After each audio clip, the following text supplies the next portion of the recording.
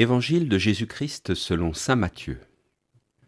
En ce temps-là, voyant les foules, Jésus gravit la montagne. Il s'assit, et ses disciples s'approchèrent de lui. Alors, ouvrant la bouche, il les enseignait. Il disait : « Heureux les pauvres de cœur, car le royaume des cieux est à eux. Heureux ceux qui pleurent, car ils seront consolés. Heureux les doux, car ils recevront la terre en héritage. Heureux ceux qui ont faim et soif de la justice, car ils seront rassasiés. Heureux les miséricordieux, car ils obtiendront miséricorde. Heureux les cœurs purs, car ils verront Dieu. Heureux les artisans de paix, car ils seront appelés fils de Dieu. Heureux ceux qui sont persécutés pour la justice, car le royaume des cieux est à eux. Heureux êtes-vous si l'on vous insulte, si l'on vous persécute, et si l'on dit faussement toutes sortes de mal contre vous, à cause de moi. Réjouissez-vous, soyez dans l'allégresse, car votre récompense est grande dans les cieux. Jésus commence sa vie publique et semble attirer les foules venues pour l'écouter. Le moment est venu pour lui de faire connaître la bonne nouvelle. Dans cette foule où les situations sont guère différentes de notre monde d'aujourd'hui, il y a des pauvres, des affligés, des persécutés, des assoiffés de justice, des cœurs purs, des artisans de paix.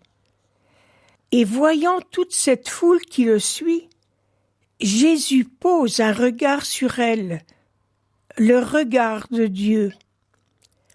Il exhorte tous ces gens à ne pas fléchir dans le malheur. Il leur annonce un bonheur, mais quel paradoxe entre ce qu'ils vivent tous. Heureux, un mot qui fait rêver chaque être humain, mais qui n'est pas à la portée de tous. Jésus encourage les gens à entrer dans une nouvelle dynamique pour entrer dans le royaume des cieux. Et tous ces gens qui sont confrontés à leur quotidien, à de nombreuses et difficiles situations, sont pour Jésus les mieux placés pour construire et accueillir le royaume. En proclamant les béatitudes, Jésus nous apprend à poser un autre regard sur les autres et sur nous-mêmes. Toutes les béatitudes sont finalement contenues dans la première « Heureux les pauvres de cœur ». Mais attention, il ne s'agit pas de la pauvreté matérielle que la Bible présente toujours comme un mal à combattre.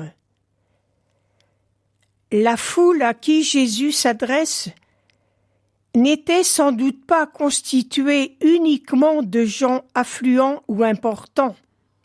Les pauvres, au sens biblique, sont ceux qui n'ont pas le cœur fier, ni le regard hautain, nous dit le psaume. Les pauvres, les petits, ne sont ni repus, ni satisfaits d'eux-mêmes. Ils attendent tout de Dieu. Être pauvre, c'est avoir besoin de Dieu et tout recevoir de Dieu comme un cadeau.